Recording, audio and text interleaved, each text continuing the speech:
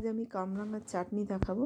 প্রথমে একটা পাত্রে কিছুটা জিরে নিয়েছি, তাতে কিছুটা পরিমাণ সর্ষের তেল দিলাম। জিরেটা ভালোভাবে তেলের মধ্যে ভাজা হয়ে যাবে, তারপর ওর মধ্যে আমি কেটে রাখা কামরাঙাটা অ্যাড করব। এটা গাছ পাকা কামরাঙা। তেলের মধ্যে আমি ভালো করে নাড়াচাড়া করে পরিমাণ মতো নুন অ্যাড করছি। যে যেমন নুন মিষ্টি খাবেন সেই মতো অ্যাড করবেন। পরিমাণ মতো হলুদ গুঁড়ো,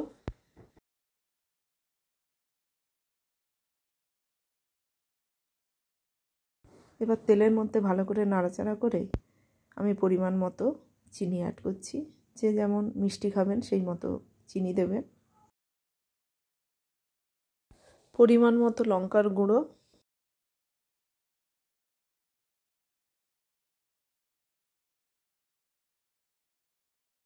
লঙ্কার গুঁড়োটা দিয়েছি নুন মিষ্টি স্বাদটা ব্যালেন্স হওয়ার জন্য, ওটা আপনি নাও দিতে পারেন। এতে জল দেওয়ার প্রয়োজন নেই, এমনিতেই এটা জুসি।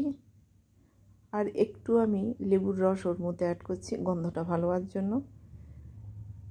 পাকা কামরাঙার একটা গন্ধ থাকে, সেই গন্ধটা অনেকের পছন্দ হয় না, এটা অপশনাল। আর এই যে কামরাঙাটা দেখছেন, এটা একদম গাছ পাকা কামরাঙা।